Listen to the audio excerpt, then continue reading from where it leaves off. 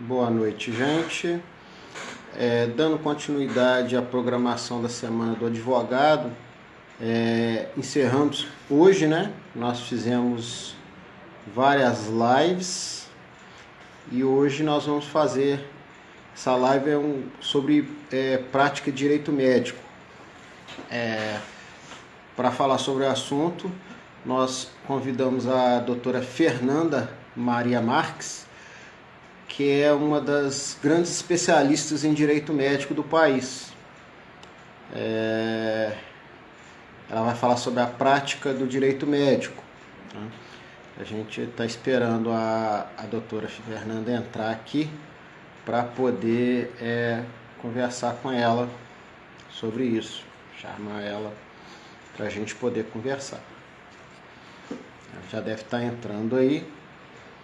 Entrei 2 minutos mais cedo, ela já deve estar chegando. Vamos ver aqui.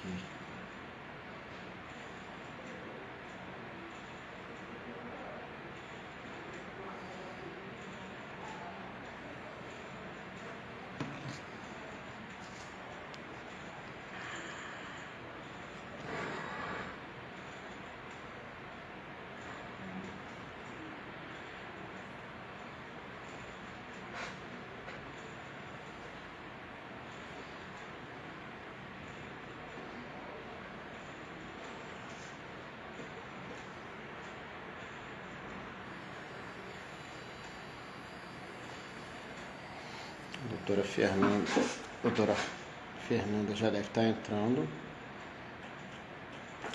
Tá aqui. Vou chamar a doutora aqui.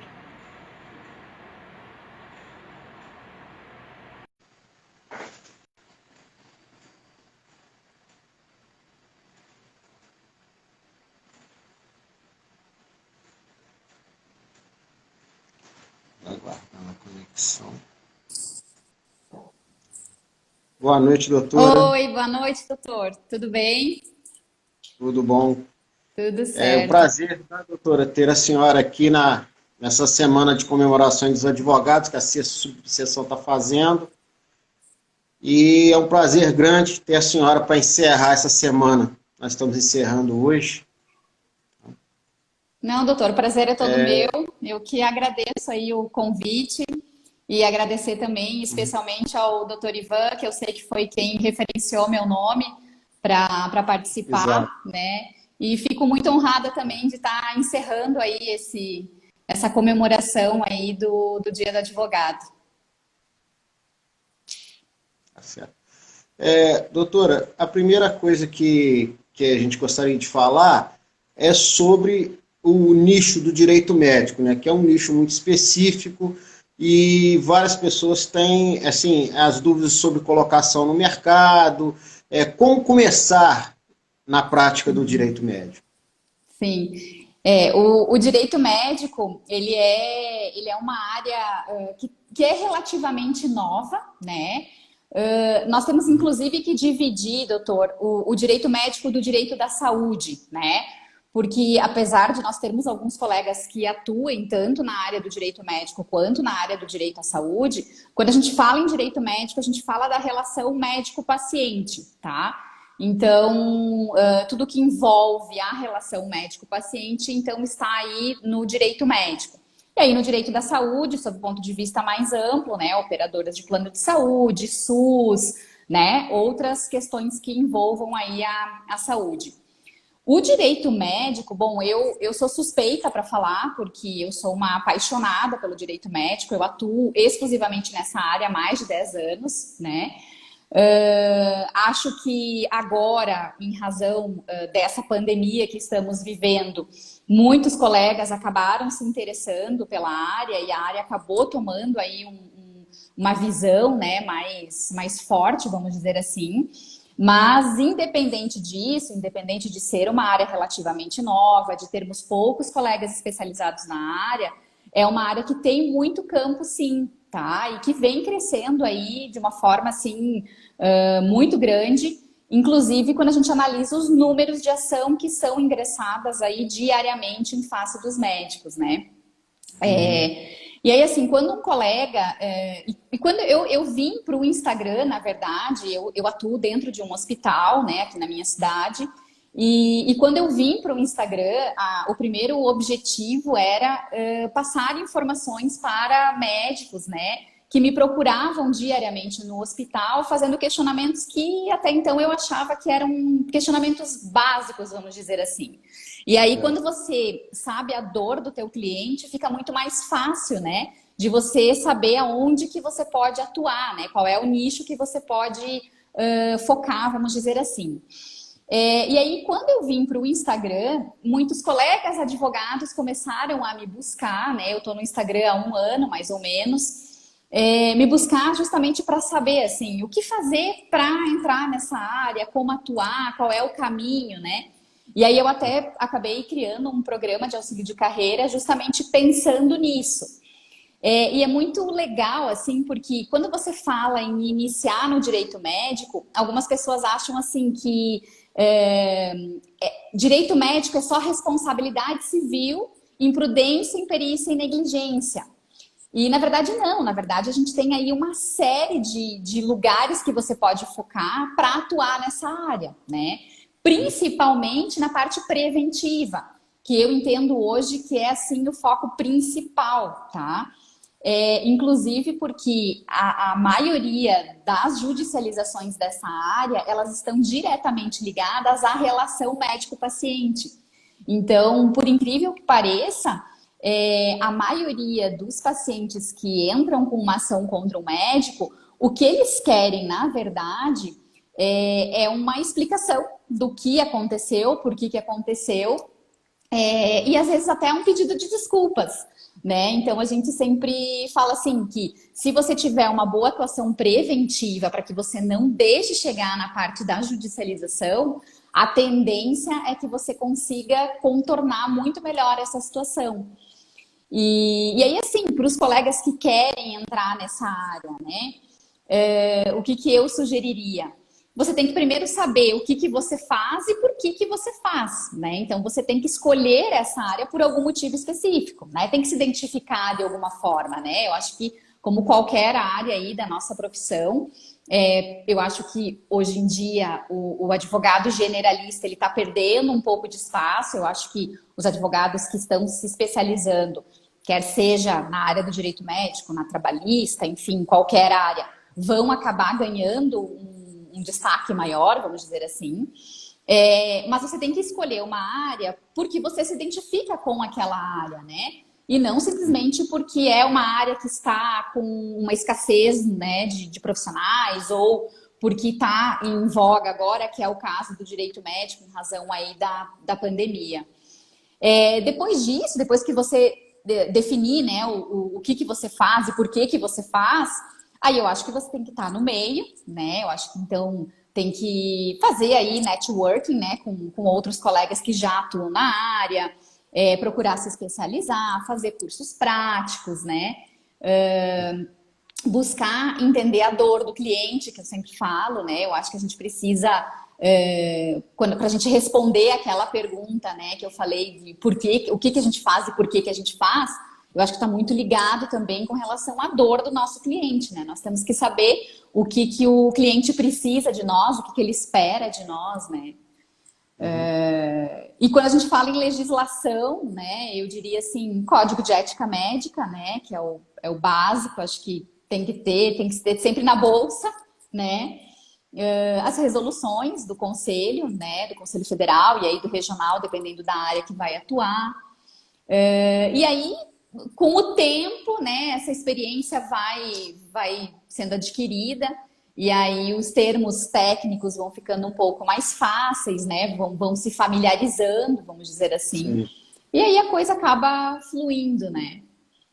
Uma dúvida que muitos advogados iniciantes têm, doutora, não só na área do direito médico, que às vezes conversando, né, com jovens e tal, eles dizem, eu vou me iniciar às vezes numa área trabalhista, ou no direito médico, ou no direito ambiental, que às vezes são áreas mais restritas, de repente eu vou gastar, né, vou investir um dinheiro em pós-graduação, às vezes em mestrado, e eu não sei se eu vou conseguir ter um sucesso nessa área, se eu vou conseguir me destacar e tal.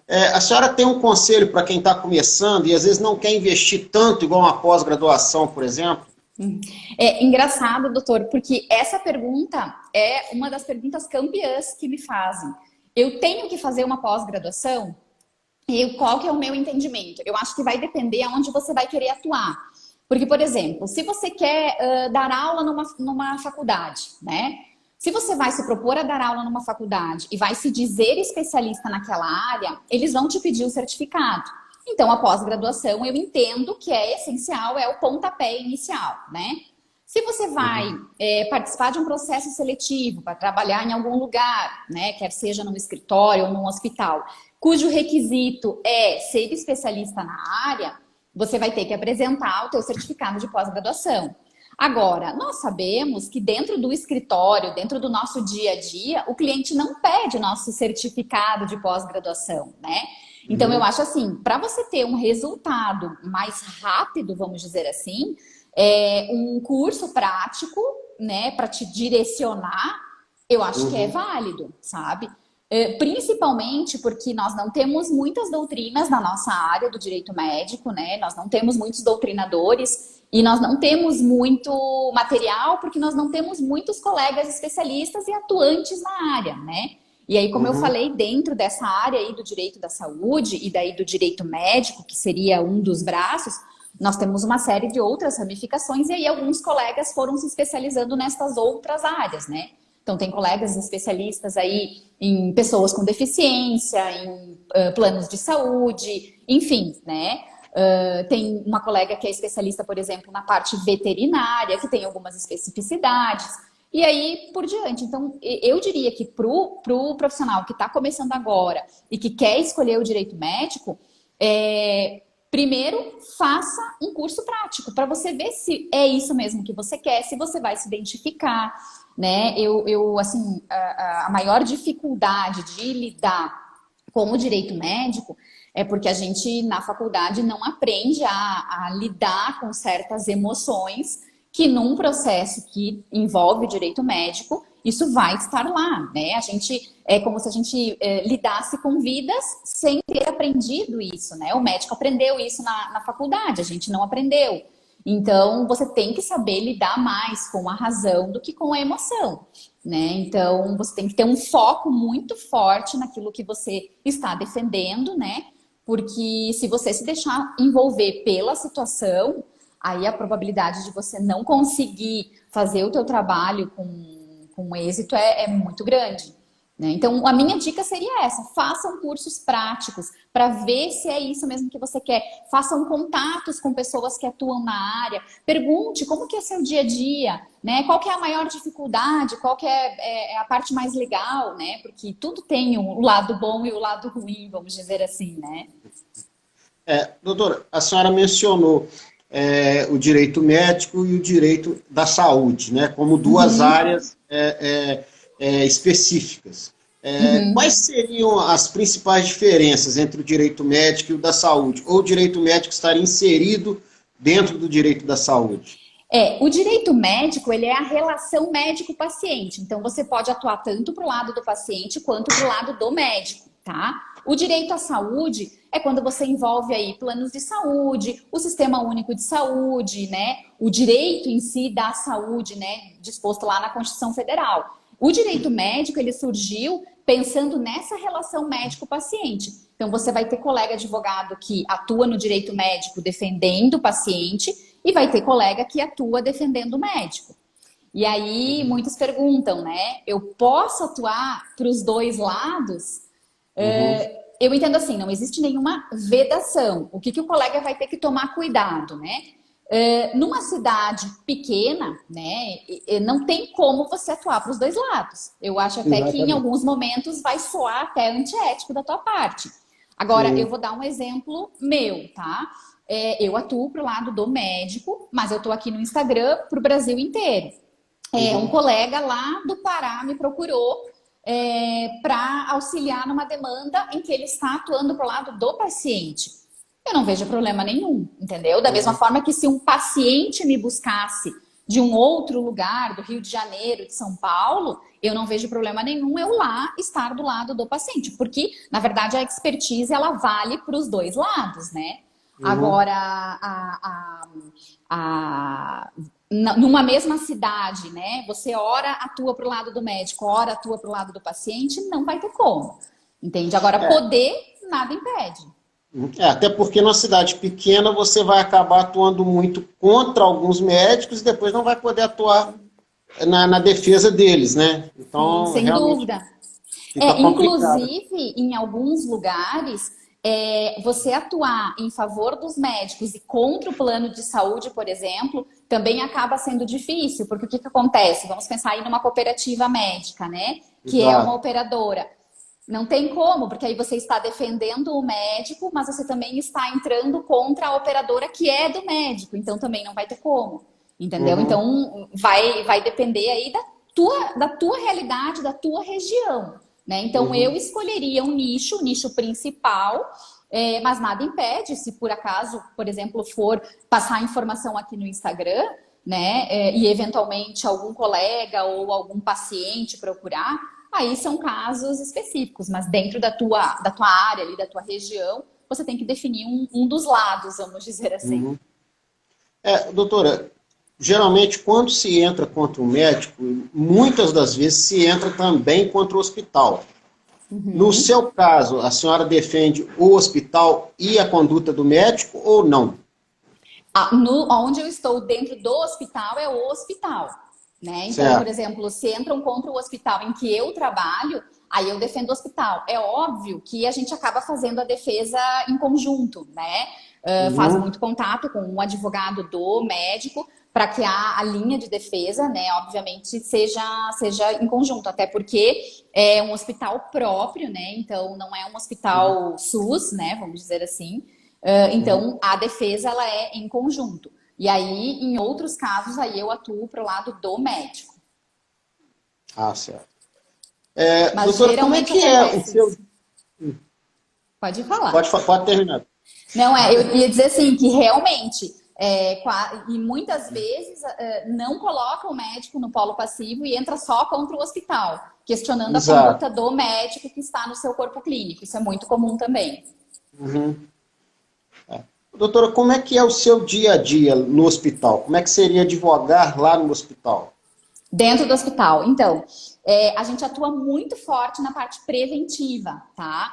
Uhum, Quando eu entrei, né, nesse hospital para coordenar esse departamento jurídico, era um departamento muito pequeno, não fazia a parte contenciosa. Eu entrei, comecei a organizar, né, isso, criei esse departamento jurídico próprio dentro do hospital, e aí nós acabamos assumindo também a parte contenciosa. Então, o que que a gente faz hoje? O nosso foco principal é a parte preventiva, porque é justamente tentando fazer com que aquele processo não chegue. E aí, o processo chegando, a gente faz a defesa também. Então, desde a parte administrativa, vamos dizer assim, que está muito ligada à parte preventiva, né? Então, análise de termos, revisão, né, de uma situação específica, emissão de pareceres, e a parte contenciosa, tanto a parte civil quanto trabalhista, a gente atua também, né? Porque uhum. dentro do hospital tem algumas especificidades, né, de escala de jornada, enfim. Então a gente atua também. E aí hoje eu já coordeno aí uma equipe de 8 pessoas dentro desse departamento jurídico que atuam exclusivamente ali dentro do hospital. A gente fica dentro do hospital mesmo. No caso de ações, quais seriam as ações mais recorrentes lá? Sempre tem. No que tange a erro médico, vamos dizer assim, a alegação de erro médico, isso não necessariamente no hospital em que eu trabalho, tá? Isso são dados publicados. A especialidade que mais judicializa é a ginecologia e obstetrícia, tá? Mas Uhum. muito ligada à parte cirúrgica, né? Toda a especialidade que envolve cirurgia, ela tende a judicializar mais. Mas a campeã ainda é a ginecologia e obstetrícia, tá? Principalmente quando a gente fala aí nos partos de pronto-socorro, que a gente chama, né? Que são situações de urgência e emergência. E que também, na maioria das vezes, não tem a relação médico-paciente, né? E aí acaba acontecendo algum acaso, enfim, e aí acaba judicializando. E a segunda seria a ortopedia e traumatologia, né? Também ligada aí a atos cirúrgicos. Agora, se a gente atuar, é por isso que eu falo, assim, se a gente conseguir atuar na parte preventiva, e isso ainda tem sido um trabalho muito árduo de nós, advogados da parte do direito médico, de fazer os médicos entenderem o quão importante é a parte preventiva. Porque o médico, ele está muito focado, ele na faculdade, ele foi treinado, vamos dizer assim, para isso, para atuar ali no momento. Ele não foi. Ninguém falou para ele que ele tinha que pensar em outras situações, que ele tinha que ter um termo de consentimento informado. Então, quando você vai falar para um médico e explicar a parte preventiva, explicar o que é o termo de consentimento informado e tal, a maioria vai primeiro te responder assim: bah, mas que burocracia, né? Eu não tenho tempo, porque ele, na verdade, tem fração de segundos para resolver ali a vida de um paciente. Então, quando a gente começa a trabalhar nessa parte preventiva e o médico consegue entender a importância disso e começa a ter essa visão, a judicialização com certeza tende a cair. Na verdade, não só o médico, mas é interessante notar que o outro profissional, ele não pensa como nós advogados, né? Nós pensamos duas ou três, né, na frente, assim, como um jogo de xadrez, a gente já pensa no que poderia acontecer. E qualquer outro profissional, né, o engenheiro, o médico, nenhum outro pensa como nós. E eles têm uma determinada resistência, né, em pensar assim, em parar para planejar, né? Eles dizem, não temos tempo, enfim. Né?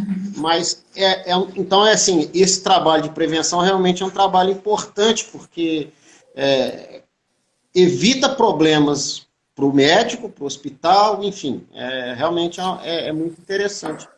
E eu vivo dizendo, porque assim, alguns médicos confundem o seguro de responsabilidade civil com uma prevenção. E, na verdade, o seguro de responsabilidade civil, ele está muito ligado à questão financeira, né? Agora, eu sempre falo assim, não é isso que está envolvido quando a gente fala num processo judicial ou quando a gente fala num processo ético profissional. Né? A gente está muito mais aí preocupado com a reputação daquele médico, né? Então, quando o médico começa a se dar conta que, opa, eu tenho seguro, mas o seguro vai cobrir única e exclusivamente uma questão financeira, que às vezes nem é o que vai importar tanto para ele, mas quando ele para pensar que, opa, tem a minha reputação, tem o meu nome, né? Tem o meu CRM envolvido, aí a tendência é mudar. E eu vejo assim que os médicos estão conseguindo vislumbrar cada vez mais a importância dessa parte preventiva, sabe?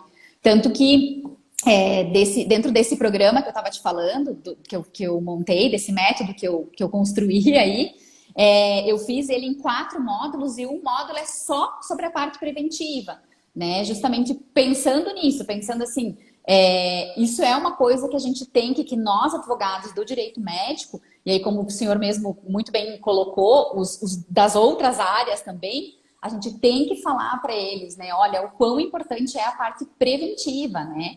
Prevenir é sempre melhor do que remediar, né? A gente sempre fala. Então é bem bacana mesmo. Lá no hospital, doutora, a senhora advogando para eles, quais são as suas maiores dificuldades no dia a dia? A dificuldade é lidar assim com a situação mesmo dos pacientes, né, da vida, né? Então, assim, o pessoal que trabalha comigo às vezes brinca, né? Ah, você tem que ser tão fria. Mas não é a questão da frieza, né? Eu sempre divido assim, não é que você se torne uma pessoa fria. Eu acho que o advogado, de certa forma, ele é um pouco assim, né? Mas eu acho que mais do que nunca, né, a maior dificuldade é você agir com a razão, né? Você não se envolver no caso daquele paciente ou daquela situação que está ali no processo, né? Você focar naquilo que precisa e ir em frente.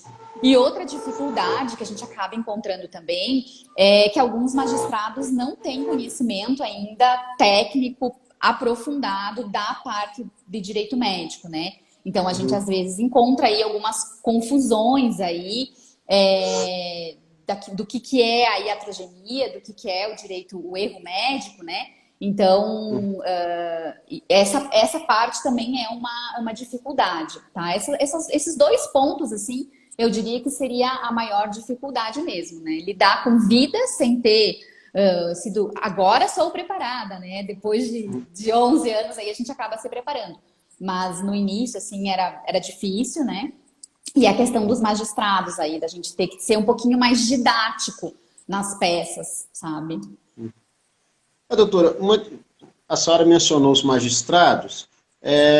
Eu estava notando assim, a ação, quando ela envolve indenização, envolve imprudência ou imperícia médica, geralmente o magistrado ele vai pedir uma perícia, né, que é o comum. E o magistrado tende muito a seguir essa perícia, né? Então, assim, você imagina uma pessoa advogando numa cidade pequena, né, contra um médico, o magistrado vai pedir uma perícia e fica complicado o magistrado, ele vai escolher um médico da região, porque é aquele nicho ali, né, de mais perigo, comum. mais comum, que, ou bem ou mal, ele tem um contato, ou intenso ou esporádico com aquele profissional que está sendo processado, vamos dizer assim. Né? Então, se torna às vezes até muito difícil para ele a questão da isonomia, aquela coisa toda. O que a senhora aconselharia nesses casos? Então, eu já tive casos, tanto que a perícia, tá? Tanto que o magistrado, assim, a perícia era completamente contra nós e a gente ganhou o processo, quanto o inverso, a perícia era favorável e a gente perdeu, tá? Então, assim, por que isso, tá? A perícia, ela é uma das provas que está no processo. A gente tende muito, principalmente quando a gente fala em direito médico, a focar só na perícia, em achar que a perícia é que vai ser a única prova daquele processo. E aí, se a gente pensa, se a gente foca só na perícia, quem atua para o lado do paciente tende a ser mais prejudicado, porque veja, os médicos são sim muito protecionistas, tá? Então, numa cidade pequena, é difícil você ter uma perícia em que o médico fale, assim, categoricamente, não, o colega errou, tá? Então, quando você tá numa situação assim, e você focar completamente na perícia, você tende a ter mais dificuldade nesse processo. Então, o que eu diria? Não foca só na perícia, né? Busque artigos científicos, busque um assistente técnico. Eu entendo que um assistente técnico, para quem atua na área do direito médico, é muito importante, tá? Você ter a quem recorrer para questões, principalmente no início, né? Em que você não tem muito costume ali de lidar com prontuário, enfim, com termos técnicos. Eu acho que o assistente técnico é muito importante. E testemunha, né? Então, assim, você não tem... A perícia não é o teu único foco. E tentar, em alguns casos, se for o caso, descaracterizar aquela perícia, né? Verificar se o assistente, o perito que foi nomeado, você entende que, olha, a cidade é muito pequena, a tendência de serem conhecidos é muito grande, pede para nomear outro perito, né? Eu acho que esse é o foco. Mas, principalmente, doutor, eu diria isso. Eu acho que os colegas acabam focando só na perícia, achando que o processo no direito médico é só a perícia, e não é isso. Eu acho que se você tem expertise e consegue analisar um prontuário, às vezes a vitória do teu processo tá ali no prontuário. É só procurar, é só saber visualizar isso, né? Na verdade, doutor, o grande problema, pelo menos em Minas e numa parte do Rio, que são as áreas que eu mais advogo, os magistrados, por eles não entenderem nada, né, do direito médico, eles chegam a valorar em demasia a perícia. Então, assim, é muito complicado porque você tem provas, às vezes, provas robustas de determinado fato e, às vezes, o perito analisa aquilo de maneira, assim, mais complacente. E o que acontece? O magistrado tende a seguir a perícia. E aí a gente fica. Eu te indicaria a juntar um laudo do assistente técnico, para pelo menos você ter essa comparação, né? Para de repente, talvez em primeiro grau ali, você pelo menos cria essa situação, né? E aí, se for o caso, em segundo grau, numa sustentação oral, poder bater muito, né, naquele laudo que está ali, né? Naquele fato que foi apresentado, né? E que está completamente contrário àquela perícia. Isso seria uma dica, assim, bem bacana, trabalhar com um laudo à parte, né?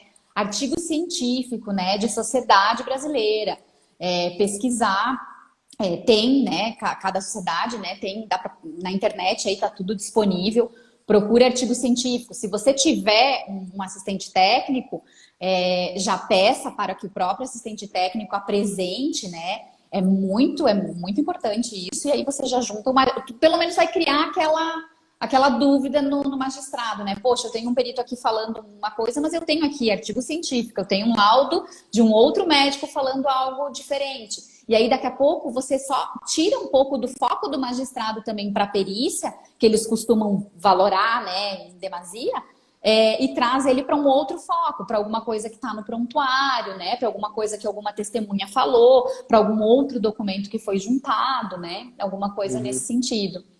E é bem importante, doutor, quando o colega, independente do lado que ele está, né, o prontuário, fazer assim, ó, uma análise no prontuário cronológica, né, analisando todas as prescrições que foram feitas, todas as evoluções. Quem estiver do lado da defesa, isso é uma dica que eu sempre dou, analisa inicial, faz uma tabela comparativa daquilo que está sendo alegado e daquilo que está efetivamente no prontuário. Independente do prontuário ter sido juntado na inicial, junte na defesa, ele na íntegra, ou pelo menos, se você entende que o prontuário é muito grande, isso vai tumultuar o processo, que não é o objetivo, pelo menos faça uma análise assim, ó, muito criteriosa, porque acontece muito do prontuário não ser juntado na íntegra, tá? Dele ser juntado assim, só as partes que interessam, né? E às vezes o detalhezinho é que vai fazer toda a diferença, né? E a medicina, ela não é uma ciência exata, né? Então, tem alguns casos, assim, que às vezes até os próprios médicos se surpreendem. Então, o bacana é isso. O bacana é que às vezes é no detalhe, tá? Às vezes, para ganhar ou perder um processo, às vezes é no detalhe mesmo. E às vezes, esses detalhes que a gente tem que ficar muito ligado, porque... muitas vezes, um determinado detalhe não é relevante para nós, que não somos da área médica, mas é super relevante para o caso em si. Então, realmente é uma excelente dica. Porque e eu sempre falo assim, ó... tende a minimizar. Eu sempre falo assim, ó, o direito médico, ele começa, não é quando o paciente é atendido lá no hospital. Ele começa muito antes, porque às vezes aquele paciente que chega desacordado no hospital, ele teve antes uma dor de cabeça ou uma dor de barriga e ele se automedicou. E quando ele chega no hospital desacordado, né, vamos imaginar, e é ministrado algum medicamento nele que dá uma reação, né, que a gente tem aí alguma reação entre os medicamentos e dá algum problema, veja que a coisa já começou muito antes, não começou ali no hospital. Então, você precisa se atentar a esses detalhes. Eu já tiveram processos que eu ganhei porque a enfermeira que recebeu, que anotou os sintomas, enfim, da paciente, colocou a profissão da paciente, tá? E a paciente era uma aeromoça e o fato dela ficar em altas altitudes era informação, assim, muito boa para aquele caso, tá? Que era um caso de embolia pulmonar. Então, assim, foi um detalhe, a profissão dela, né? Sabe? Que acabou me ajudando. Então, assim, às vezes é um detalhe, às vezes é o remédio para dor de cabeça que o paciente tomou antes de vir para o hospital, né? Às vezes são pequenos detalhes. E aí você tem que estar tá atento. E por isso que eu digo assim, ó, quando um médico chega para você ou o próprio paciente, enfim, isso vale para os dois lados, só que cada um da sua forma, né? Quando um médico chega para você com um processo e que o processo tá ali, você lê, num primeiro momento você vai achar, meu Deus, não tem como te defender, né? A coisa tá assim perdida. Nunca pense nisso, porque sempre pode ter uma saída, sabe? O pessoal brinca comigo que, assim, que eu sou muito otimista, porque eu sempre acho que a gente vai ganhar. Mas eu acho que se a gente não for otimista e se a gente não trabalhar e não acreditar na verdade do nosso cliente, a gente não consegue fazer um trabalho muito bem feito, sabe? Então a gente tem que acreditar, não, o meu cliente tem razão e eu vou achar uma solução. Tem que ter uma justificativa. Porque nenhum médico acorda de manhã pensando assim, hoje eu vou matar um paciente, hoje eu vou cometer aí uma imperícia, uma imprudência. Não, isso acaba acontecendo. Então, você tem que pensar qual era a cena, né? E isso no direito médico, eu acho que em todas as áreas isso é muito importante. Mas no direito médico, você trazer o juiz para a cena, né, para aquilo que efetivamente aconteceu e que pode fazer diferença, isso é imprescindível. Então, assim, avalie os detalhes, tente entender, peça para o médico ser sincero, né? O advogado tem que saber de tudo, não pode ser o marido traído, né? Não pode ficar sem abrir efetivamente toda a realidade, né, para o advogado. E tente achar ali alguma questão que possa justificar. Acredite na verdade do seu cliente, porque isso é imprescindível. Se você não... Eu sempre digo isso, se eu não acreditar no meu trabalho, né, ninguém vai acreditar, eu tenho que ser o primeiro a acreditar no trabalho. Exato, né? Sem dúvida então, nenhuma. Realmente... Agora, doutora, a senhora falando disso, né, e da perícia e tal, me leva a perguntar o seguinte, além da perícia, né, e do assistente técnico, quais seriam os documentos mais importantes, seja para a gente defender um determinado profissional da área ou para a gente impetrar uma ação contra?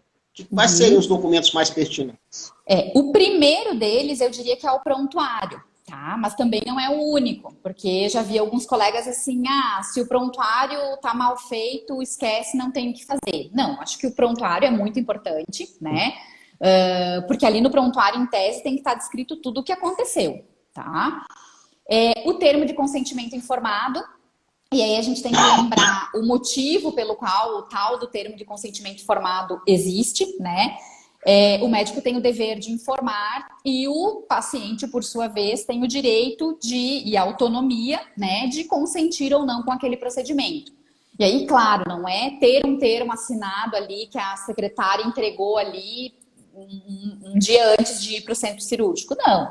É um termo que é aplicado pelo médico, que o médico explica para aquele paciente quais são os riscos daquele procedimento, quais são o que vai acontecer com o paciente depois que ele for submetido àquele procedimento. E aí eu sempre digo, né, que tem gente que acha que não é importante saber, por exemplo, quanto tempo vai ficar afastado, né? Mas aí eu decido colocar prótese de silicone, tá? É uma cirurgia estética. E só que eu peguei férias do meu trabalho, né? Porque eu não vou apresentar um atestado em razão de um procedimento estético. O fato de eu ser advogada ou trabalhar com um serviço braçal vai fazer total diferença. Porque eu sendo advogada, eu posso retornar ao trabalho em 15 dias. Mas eu trabalhando com um serviço braçal, e aqui na minha cidade é muito comum o pessoal que trabalha em frigorífico, e aí eu sempre dou esse exemplo, né, cortando frango, eu não vou poder voltar em 15 dias para fazer o meu trabalho. Então, essa informação, na hora que o médico estiver explicando o procedimento cirúrgico, também é importante, sabe? Então, assim, quando eu falo que o termo de consentimento informado ele é importante, eu sempre gosto de ponderar isso, que não é qualquer termo, não é um termo ali qualquer assinado, é um termo que tem aí algumas especificidades, né? E outra coisa, quando a gente fala no médico, que é muito legal também, é a testemunha de boa conduta que a gente fala, que são ex-pacientes, né, que se submeteram aquele procedimento que está sendo discutido na ação e que tiveram um brilhante desfecho, né? Que tiveram aí um pós-operatório muito, muito bom. Esse paciente também, dependendo da alegação que está sendo feita nos autos, é muito interessante também e costuma ser levado em consideração, né? Mas em termos de documentação, eu acho que isso. E aí, o médico também, dependendo da situação e o próprio paciente, porque hoje é muito comum troca de mensagem por WhatsApp, enfim, né? Ou a gente às vezes também busca algumas provas nas redes sociais e tal, né? E aí eu sempre indico fazer a ata notarial, né? Registrar isso lá no cartório, né? De que teve aquela conversa em tal data, pedir para que o cartorário, né, enfim, o escrivão lá defina, né, que foi naquele dia, naquele horário, e aí junte nos autos também, né, porque às vezes, hoje em dia, é muito comum, né, essa troca de mensagens por WhatsApp, e aí isso tem que estar registrado de alguma forma, né. Então, a ata notarial também acaba sendo aí um documento bem importante. Doutora, a gente não tem muita jurisprudência, não temos muitos livros, enfim, por ser ainda uma área restrita e nova, né, na advocacia. Tem vamos dizer, regiões do Brasil onde o direito médico já é mais consolidado em detrimento de outras, assim? Ou Não, nas capitais? hoje está muito, muito assim, igualitário no Brasil inteiro e principalmente agora com as redes sociais, isso acabou, sabe, no Brasil inteiro, assim. Então a gente tem vários profissionais assim do Brasil inteiro e as demandas também costumam ser mais ou menos na mesma linha. Eu citaria, na verdade, o Paraná, porque nós temos o desembargador, né, Miguel Kfouri Neto, que é um dos doutrinadores, assim, mais famosos, eu diria, na parte do direito médico. Ele tem 2 obras de responsabilidade civil, uma do médico e uma do hospital, extremamente didático e extremamente estudioso da área, né? E que gosta da área, é um apaixonado também pela área. Então, não como referência, assim, de profissionais da nossa área, mas eu citaria o Paraná em respeito ao desembargador Miguel Kfouri Neto. Entendi. Doutora, a senhora, tendo um volume grande de processos, como que a senhora avalia, assim, por exemplo, esse processo aqui, eu acho que nós deveríamos fazer um acordo, esse não. O que te influencia, né, nessa tomada de decisão?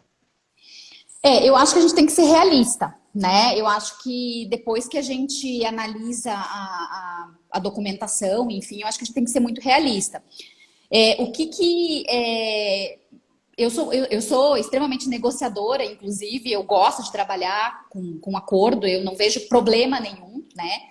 Mas eu acho que a gente tem que trabalhar com valores reais, né? O que eu vejo, assim, é que às vezes também, dependendo da situação, alguns colegas acham que aquela ação contra o médico e o hospital é a ação da vida, né? Então acham aí que vão enriquecer. Não, agora eu consegui esse processo aqui e é o processo da minha vida. Então a gente tem que avaliar, eu acho que a gente tem que ser realista, né? De fato, houve uma imprudência, tem ali o fato, né? Tem o dano, tem o nexo causal, como que está a documentação e tal. Aí eu acho que você pode partir para uma tratativa de acordo. Eu não vejo problema algum. E também não vejo problema em não fechar acordo, segue o processo tranquilo, e já aconteceu da gente fazer proposta de acordo, não fechar acordo e a gente ganhar o processo, tá? Por que isso? Porque tem alguns médicos que, assim, nunca foram processados e têm pavor de processo. Hoje isso já mudou um pouco, mas no começo os médicos ficavam sem dormir porque tinha um processo contra eles, entendeu? Isso era uma coisa assim de outro mundo, sabe? Então, antes mesmo da gente analisar toda a documentação, os médicos já chegavam e diziam: eu quero fazer um acordo porque eu quero me livrar disso, entende? Então, já aconteceu da gente, tá, tudo bem, doutor, então vamos fazer uma proposta de acordo. Aí as propostas, né, muito elevadas, enfim, porque vai depender muito da situação, né? Tem casos, por exemplo, tem um caso que eu atuei e que a cirurgia em si não teve nenhum dano específico, né? Mas houve a falha no dever de informar, tá? Houve uma falha no dever de informar e a médica, ela foi condenada. Só que veja, isso não é processo para milhões, 100 mil, não, né? Então eu acho que é isso que os colegas também têm que entender, que não é que sendo um processo contra o médico ou sendo um processo contra um hospital, necessariamente vai envolver aí valores exorbitantes.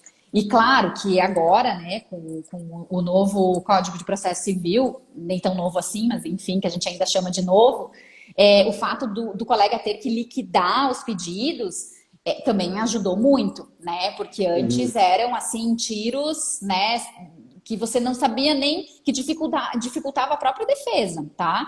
Porque você não sabia muito bem o que a pessoa efetivamente queria, né? Hoje em dia é muito mais tranquilo, né? Não, eu quero isso por causa disso. E aí isso também facilita na hora da gente avaliar. Não, esse é um processo para a gente iniciar uma tratativa de acordo ou não.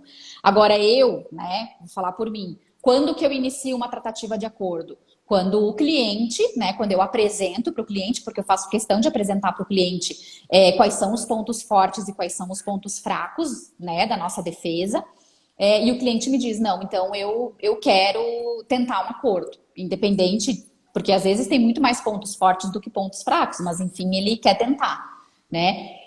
A gente nunca vai, assim, trabalhar com, em que pese a gente trabalhe, né, no hospital, por exemplo, com contingência e probabilidades de perda, a gente tem que ser muito cauteloso com isso, né? A gente nunca pode dizer... Eu sempre falo, né, que o jogo acaba quando efetivamente termina, né? Então, até não ter ali o trânsito em julgado, a gente nunca sabe o que vai acontecer, né? A título de curiosidade, doutor, eu me lembrei de um amigo meu, doutor Ricardo, lá do Rio de Janeiro, que ele atua na área civil, né? E ele, quando ele faz a proposta de acordo nas audiências de conciliação e o cliente recusa, que ele quer muito alto, ele faz questão de colocar na contestação assim, excelência, o cliente ele não quer fazer um acordo, ele não quer ganhar ação, ele quer tirar o pé da lama. Ele escreve com essas palavras. E realmente isso às vezes acontece, né? O colega quer tirar o pé da lama, ele acha que aquilo ali vai salvar a carreira dele e ele acaba não sendo razoável nos pedidos, né? Como a senhora disse. Sabe, desculpa te cortar, e sabe o que eu acho mais importante? Eu tenho visto muitos colegas buscando se especializar e quem me procura para fazer o programa de auxílio de carreira, na maioria, para não dizer 100%, eu acho que 99,9% querem atuar em favor do médico. E aí isso é um ponto que eu chamo a atenção dos colegas. Quem quer atuar do lado do paciente precisa se especializar também, porque às vezes você está ali deixando de ganhar algumas coisas que o paciente teria direito porque você não está sabendo defender os direitos e os interesses do teu cliente. Então, não é porque você está atuando para o lado do paciente, que é o autor ou que é quem vai ganhar, que você não precisa ser especialista, tá? Eu vejo, assim, alguns pedidos absurdos e, às vezes, analisando ali as ações, eu penso, nossa, mas por que ele não pediu isso? Né? E, meu Deus, podia ter pedido isso, sabe? Então, isso é uma coisa, assim, que eu chamaria a atenção dos colegas, independente para o lado que for atuar. Tanto o paciente quanto o médico. Vá se especializar, vá entender, vá conhecer efetivamente, né? Porque... Na verdade, doutora, eu acho que quem está advogando para o paciente tem muito mais, deveria ter muito mais empenho em se especializar, porque você não tem uma infraestrutura que o advogado do hospital tem. Muitas vezes o seu cliente ele não tem dinheiro para pagar um assistente técnico. Né? Sem dúvida. Então, quer dizer, eu acho que você advogando para o paciente, você precisa estar muito mais ciente de tudo que está acontecendo do que o advogado do hospital, porque além da infraestrutura, ele só trabalha com aquele nicho ali, né? O que é difícil de se ver num advogado do interior. Do paciente, né? ele pode até trabalhar com direito médico, pode ser até especialista na área, mas ele não atua só com direito médico, principalmente se ele morar numa cidade pequena. Quer dizer, então ele tem todas as desvantagens do lado dele em relação à outra parte. Então, eu acho que o advogado do paciente, ele tem muito mais, tem que ter muito mais empenho do que o próprio advogado do hospital. Uhum. Dentro do meu Instagram, eu presto também consultoria para colegas, né? Então, de caso concreto, para dar pareceres, para auxiliar, enfim, né? E já tiveram casos em que eu pensei assim, poxa, se eu tivesse feito essa inicial, seria completamente diferente, né? E aí você vai lá e aponta, né? Ó, colega, tinha que ter pedido isso, tinha que ter pedido aquilo, tinha que ter colocado tal pessoa no polo passivo, tinha que, sabe? Então, assim, e aí, o que eu penso, né? Poxa, o paciente está perdendo, né? O teu cliente está perdendo. E às vezes são casos que já prescreveram, já não dá mais para entrar, né? Ou estão ali na iminência de prescrever, e aí você não consegue fazer uma inicial do dia para a noite, né? Então, é bem como o senhor falou, quem está do lado do paciente tem uma série de desvantagens, né? Porque quem está do lado do médico, ainda que não seja indicado que só o médico te dê essa assistência técnica, vamos dizer assim, ainda que não formalizada no processo, mas eu digo, né, te auxiliar tecnicamente, na pior das hipóteses, você tem o teu cliente que vai te explicar como que é aquele procedimento, o que se dá e tal, né? Muita coisa a gente acaba indo pesquisar, né? Mas você tem o médico e geralmente quem está do lado do paciente, de fato, não vai ter. Então, deveria, né, conhecer muito mais da questão médica, né? E de um prontuário, enfim, do que pontuar, onde pegar, onde bater, né? Então, bem como o senhor falou, eu concordo. Doutora, falando especificamente do processo médico, né? Quais seriam assim as principais diferenças entre uma ação civil comum e uma ação médica, de direito médico? Teria algumas diferenças específicas? Na verdade, a principal delas é que o pessoal tem que, né, se atentar, é que questão do juizado especial, né, que não cabe perícia, mas assim, dentro do direito médico, do processo civil em si, não. Tem algumas diferenças e algumas particularidades no que tange ao processo ético profissional, né, que é dentro do CRM, né, e aí a principal delas, que eu sempre chamo a atenção, é a questão dos prazos, que é corrido, né, e a gente está muito acostumado agora em prazos em dias úteis, né, então, no processo ético profissional, né, a questão da revelia, né, porque é um processo administrativo, né, considerado um processo administrativo, mas assim, na parte civil, diferença assim de um processo civil normal e do direito médico, eu diria que é basicamente as especificidades de uma perícia propriamente dita, né, mas o processo em si, não. Entendi.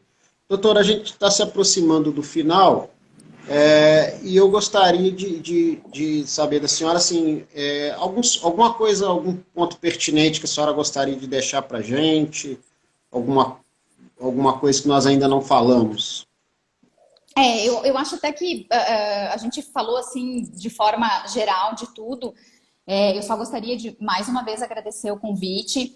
E dizer que eu sou uma entusiasta do direito médico, uma defensora, uma apaixonada, e eu espero aí que muitos colegas sejam influenciados por mim e se apaixonem também. Quem quiser, eu estou à disposição, tá? Me chamem. O meu Instagram aí tem uma série de conteúdos já postados.